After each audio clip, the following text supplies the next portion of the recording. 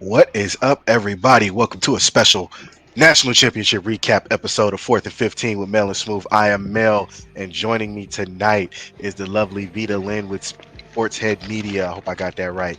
But Veda, welcome to the show. Thank you, thank you. You did get it right. You did get Hey, it you right. see, the crowd got you. So, not a lot to get into, but a lot to get into as college football is finally over, and the Ohio State Buckeyes win the national championship, defeating Notre Dame 34-23. Was there any doubt? There wasn't, but they started making us nervous and like beginning of the fourth, end of the third, beginning of the fourth. It's like, Lord, what are y'all doing? You know what? I think that this was a scenario where I've heard the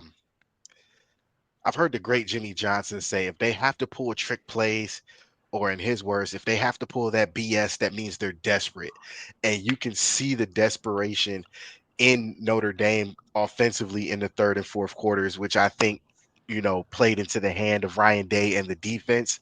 And if you know anything about Jim Knowles' defense is very blitz heavy. They put a lot of pressure on Riley Leonard. And as much as I like Riley Leonard, the young man was looking frazzled at times, and he had no answer for Ohio State. Well, honestly, in the beginning of the game, everybody could tell he got gassed. He got gassed in the first quarter. Yeah, they He had to run scored. for his life. A They lot of those yeah. plays. Oh yeah. They scored and okay, good for them, but he was tired.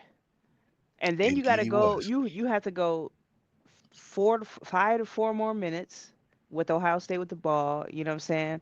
Well, he gets to rest during that time, but you got to go 3 more quarters of Yeah, you do. punishment. You know? Of pun, and they were.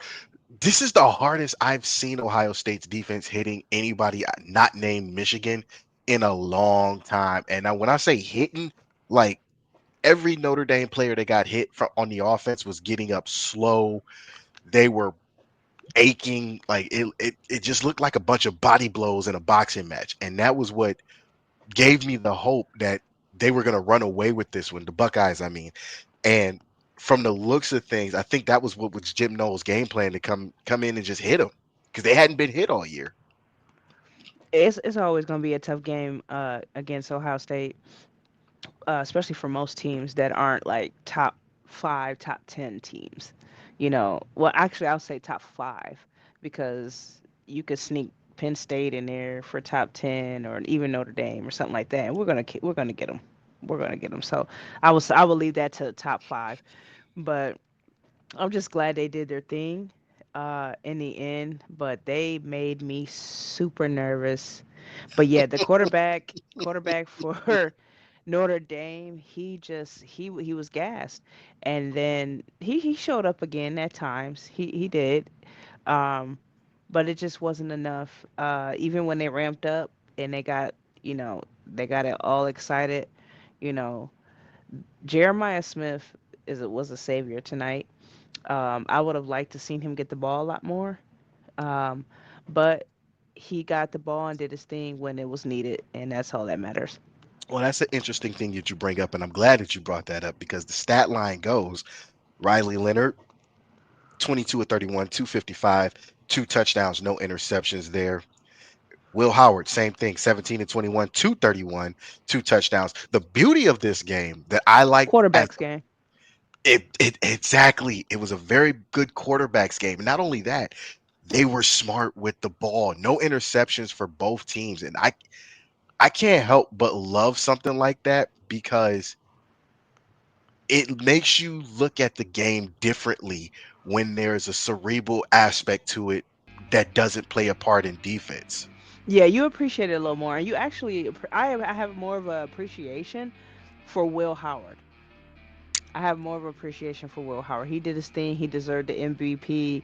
I could have. I'm pretty sure everybody would have bet on Jeremiah Smith. Anybody was on FanDuel or anything like that betting on Jeremiah Smith, they probably lost some money. They may have Honestly, I won don't a think little they did. bit. I think they parlayed it because here's the thing. I'm not a betting man, but realistically, this was the game Ohio State needed to play, meaning Uh-huh. spread the ball out. And that's Uh-huh. exactly what they did. Everybody from Krishan Judkins, Emeka Ibuka, Smith on the rushing game, Tate, Ibuka again, Judkins again in the passing game, then Jeremiah Smith. Jeremiah Smith had 5 receptions, 88 yards, and a touchdown. But the last catch to get that last field goal was the most important one, because if he Oh, the doesn't most catch important. that, Yeah.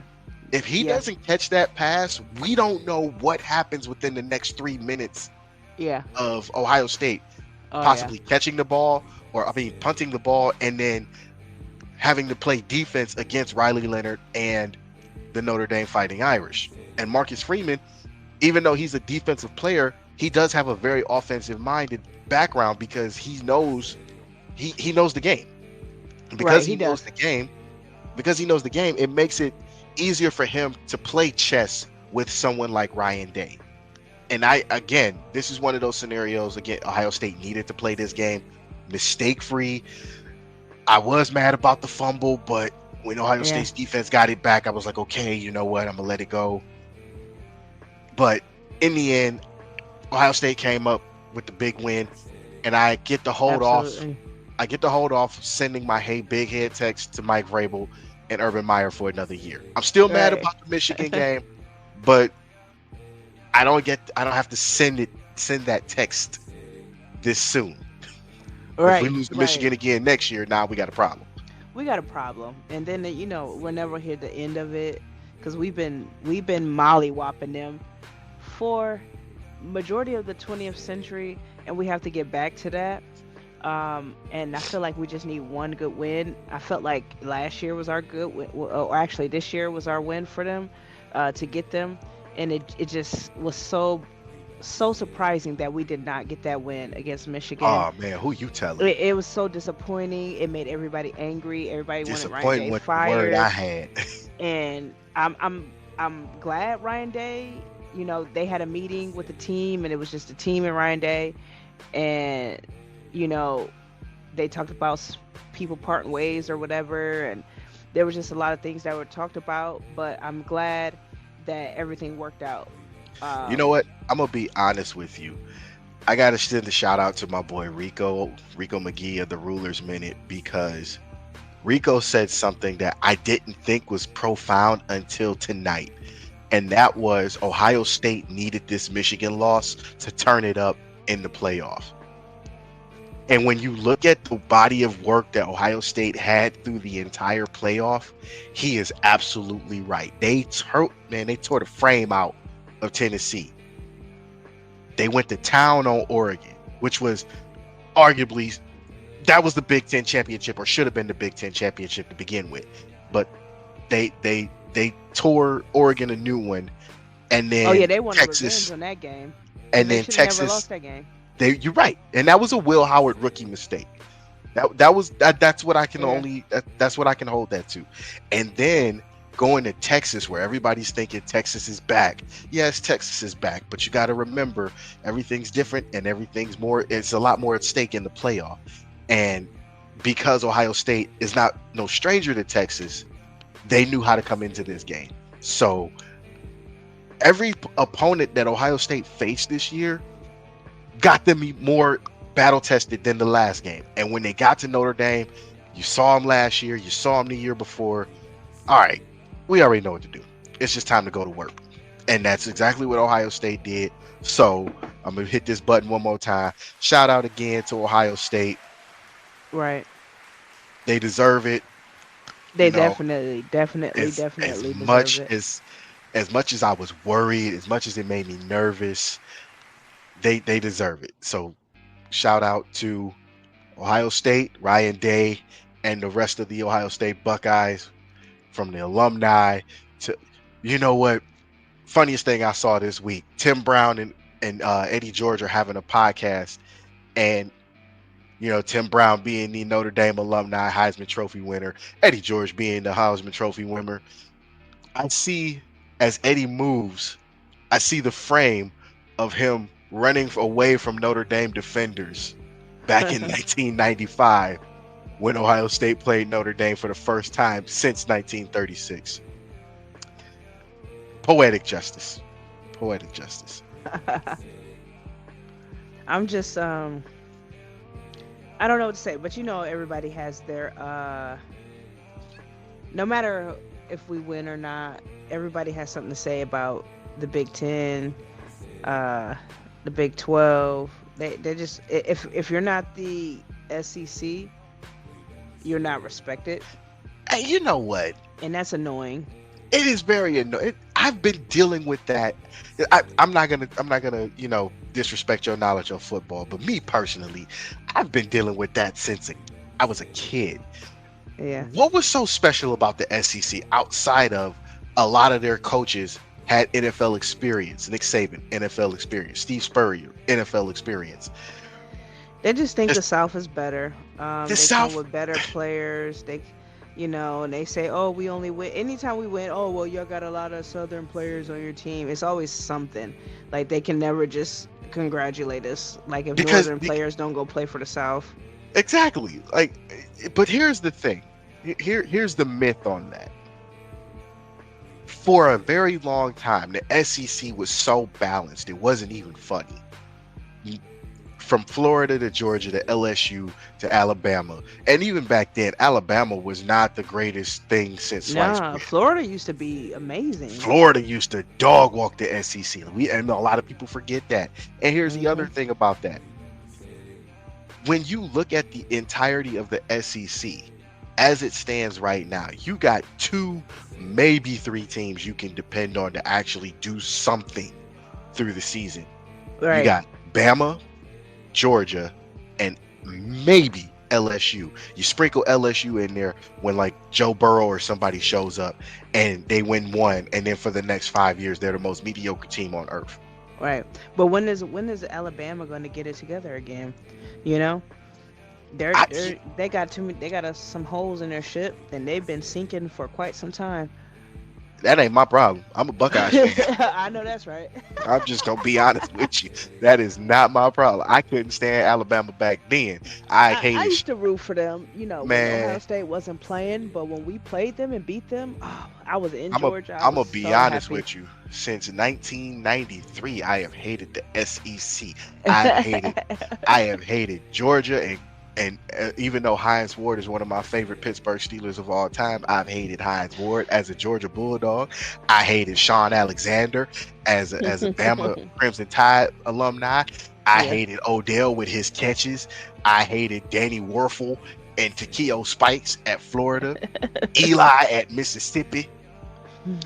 Vanderbilt ain't been good since Jay Cutler left. Yeah, you And don't even hear nobody mention Vanderbilt. don't even get me started on Tennessee, even though I got to send a shout out to Coach Price, Peerless Price, Tennessee alumni, because he has never lost against Ohio State. That is true. But I hated him at Tennessee. I hated Marcus Nash at Tennessee, Corey Fleming at Tennessee, Peyton, T. Martin. The list goes on. Jamal, man, just don't even get me started on the SEC.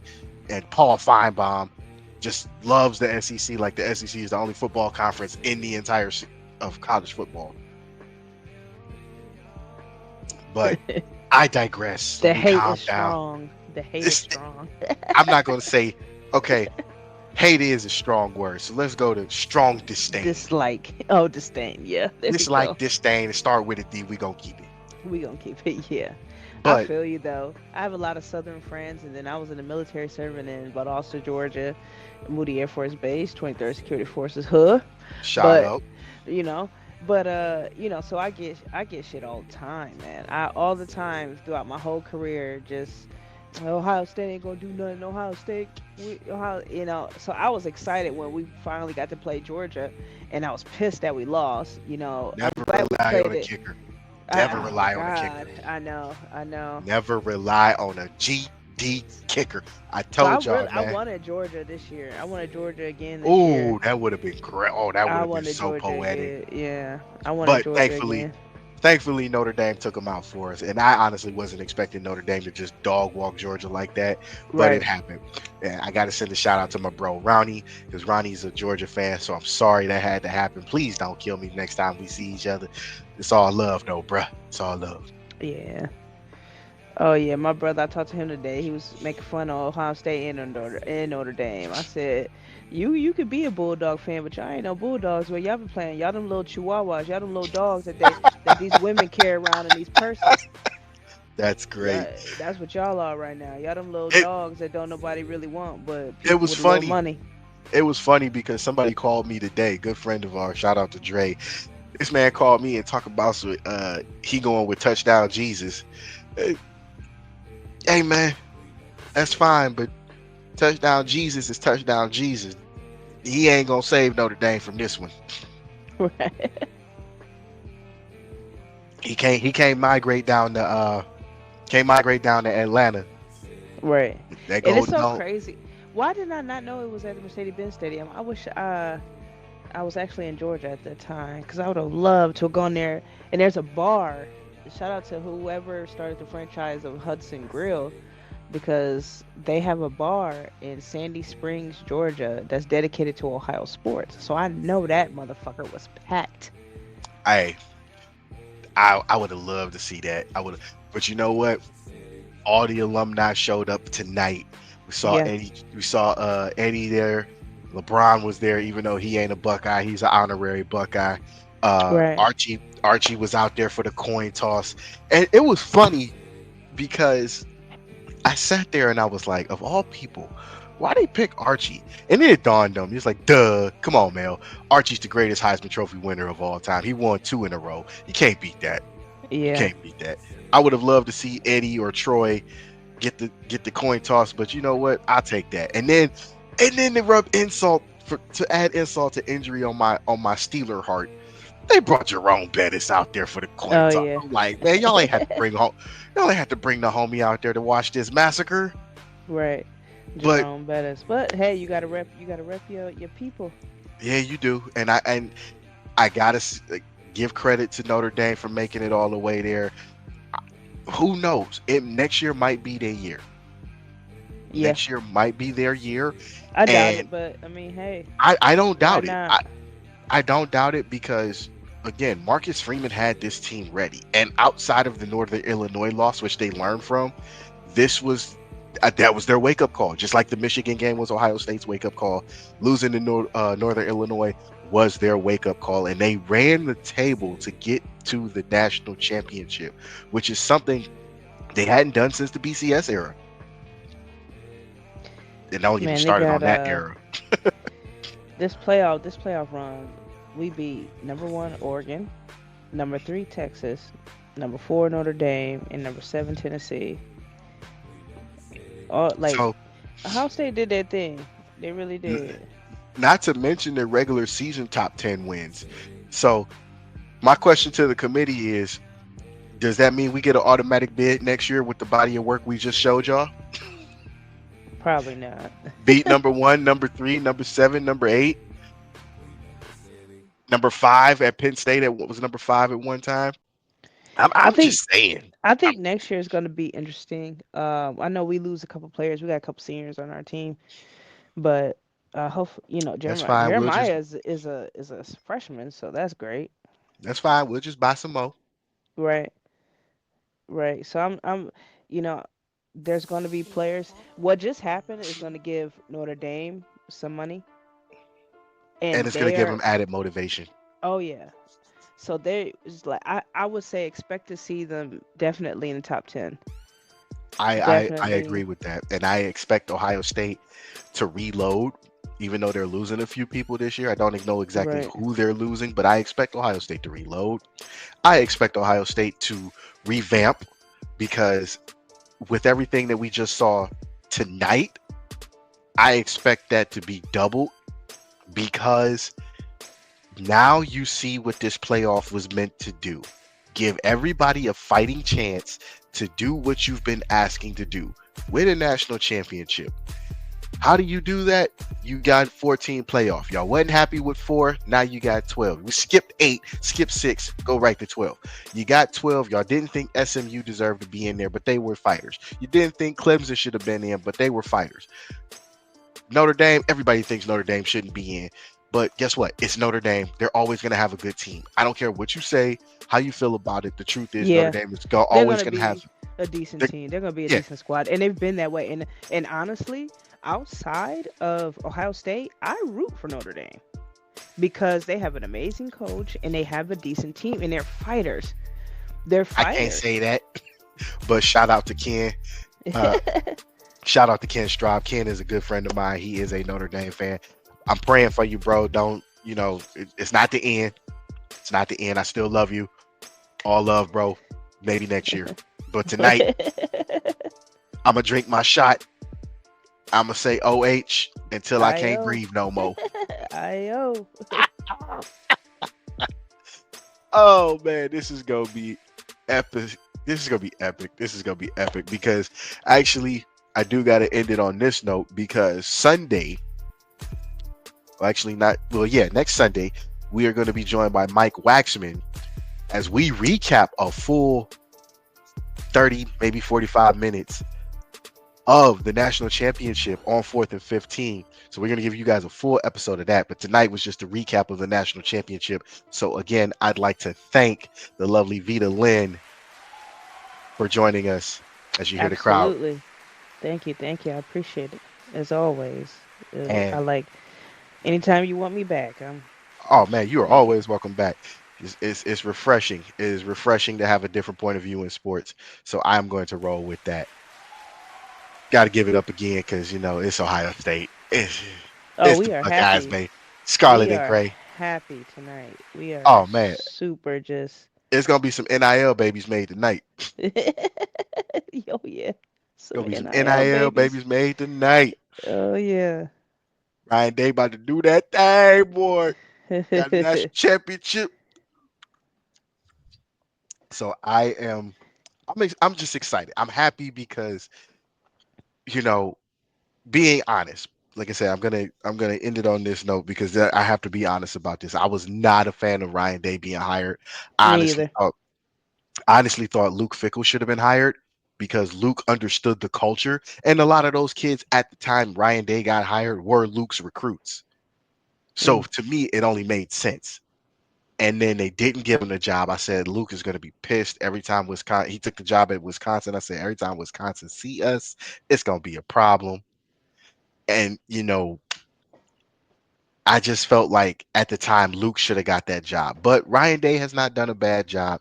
He need to write this Michigan ship because I've run into Tressel a few times. I will not hesitate to send Coach Tressel, hey, big head text or what you doing text. Don't play with me. Do not Something. play with me. Right. Something.